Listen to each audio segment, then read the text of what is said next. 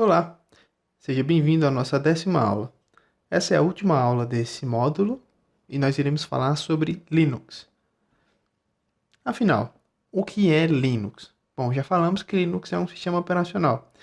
Nessa aula nós iremos nos aprofundar um pouco mais no tema Linux.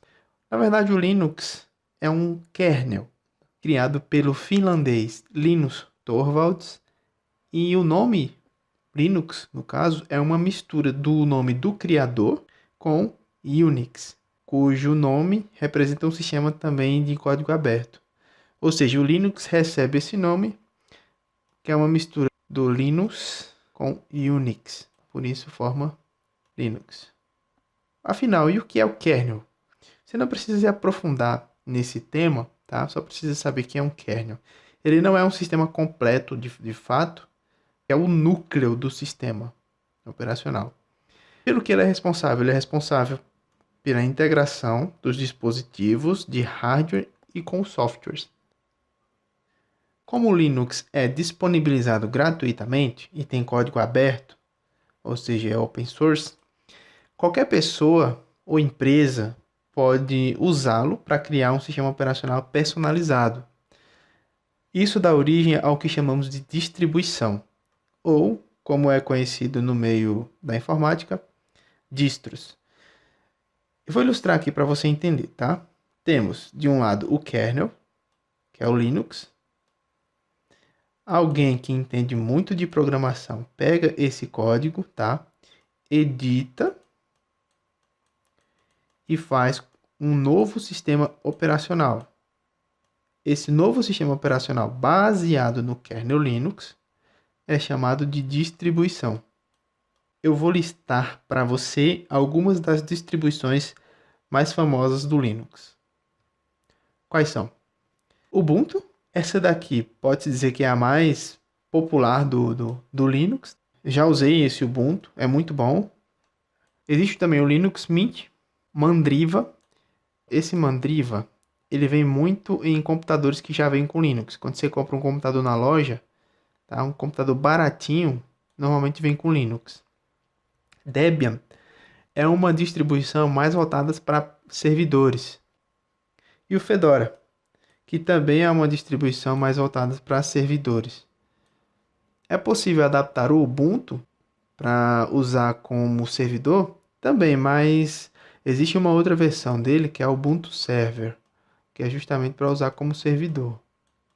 Esses sistemas baseados no kernel Linux, eles têm um alto poder de personalização.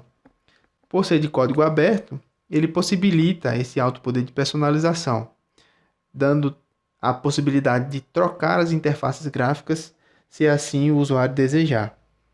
Como eu já falei, o fato de ser código aberto dá essa possibilidade. Várias pessoas podem programar várias interfaces gráficas que se adaptem ao Linux. Eu vou listar algumas interfaces gráficas comuns nas distribuições Linux. Temos a KDE, a Unity e a GNOME. Essa KDE normalmente vem no Mandriva, já por padrão. No Ubuntu, ele por padrão vem com esse Unity, nas novas versões. Mas você pode trocar, se quiser, e usar qualquer uma delas com Ubuntu, com Mandriva, com Mint. Para o Ubuntu que usa KDE, pessoal, a comunidade deu o nome de Kubuntu, acrescentando aqui o K da interface. Vamos ver então como fica a aparência da distribuição com cada uma dessas interfaces. Temos o Ubuntu com a interface Unity, que é justamente a interface que vem por padrão nele. Temos o Ubuntu com a GNOME. Perceba a diferença. Eu vou voltar um pouco na Unity só para você ver uma coisa, para explicar a interface gráfica para você. Aqui em cima nós temos a barra como se fosse uma barra de tarefas. Observe que não tem barra de tarefa aqui embaixo como no Windows. Tá? Para desligar, se usa esse botão aqui, ó. Tem o botão de Wi-Fi, é tudo aqui em cima. Bem parecido com o Mac. O Mac OS é mais ou menos assim. Tá? E os aplicativos ficam nessa barra lateral aqui. Lembra do LibreOffice, que é o pacote de escritório livre, ou seja, gratuito? Olha ele aqui, ó. Temos o Write, o Calc e o Impress. Temos também aqui a loja de aplicativos do Ubuntu. Para você instalar um aplicativo, instala por aqui. Vamos adiante. Aqui temos a Gnome. Ele já abre nessa tela aqui, tá? Que é os aplicativos mais utilizados, ó. Observe que aqui embaixo está escrito frequente. E aqui eu posso escolher todos os aplicativos. Já é um pouco mais diferente. E o Ubuntu com KDE. Observe que o KDE ele já é uma interface gráfica um pouco mais amigável para usuários do Windows. Por quê? Porque os aplicativos são abertos através desse menuzinho aqui, ó. Tá vendo esse botãozinho azul com K? E tem a barra de tarefas, tá? Aqui, ó. Ou seja, tudo embaixo. Note também que tem a transparência, tá? Alguns dizem que a interface do Windows 7 é baseada justamente nessa KDE aqui do Linux. Mas isso é especulação, não tem provas concretas a respeito disso. E quais são as vantagens de usar o Linux em relação ao Windows? Bom, temos a vantagem da maior segurança, ele é gratuito também, tem maior estabilidade e é open source. No quesito de maior segurança, podemos listar alguns aspectos. Por exemplo, pelo fato dele ser menos utilizado, a quantidade de vírus disponível para esse sistema é muito menor. Outro fato que também ajuda a ter mais segurança é a adição de um superusuário, que chamamos de usuário root. Para instalar um aplicativo, um programa no Linux, é preciso a permissão desse usuário. Então, na hora que você instala o Linux, define-se uma senha de root, tá? E toda instalação precisa ser confirmada com a senha de root ou com a senha do administrador, de usuário administrador. A vantagem de ser gratuito, aqui com ressalvas, pois nem todas as distribuições Linux são gratuitas. Por exemplo, temos o exemplo aqui da Red Hat, que é uma empresa que criou uma distribuição Linux própria, só que ela é paga.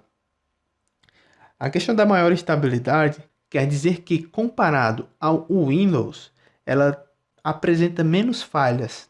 Enquanto no Windows, de vez em quando você tem um problema de uma atualização que dá problema, precisa formatar de vez em quando, o Linux ele dura mais.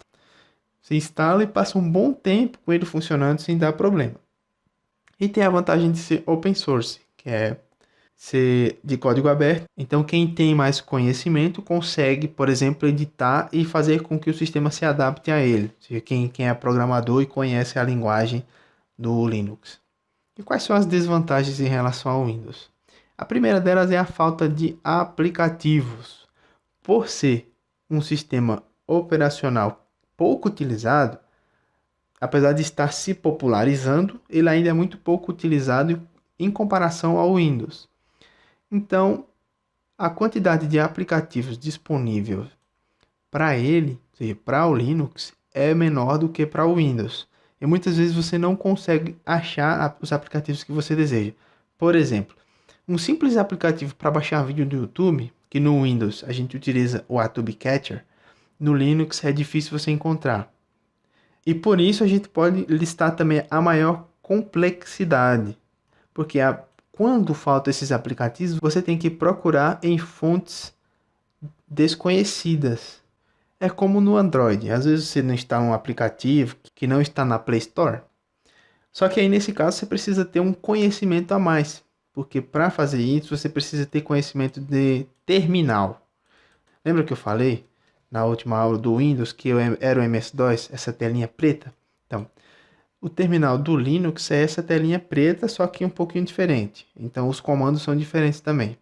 Tem programas que você só encontra que é utilizado no terminal. Então, se você for um usuário comum, ou seja, que não tem tanto conhecimento de informática, tanto conhecimento de Linux, vai ter um pouco mais de dificuldade.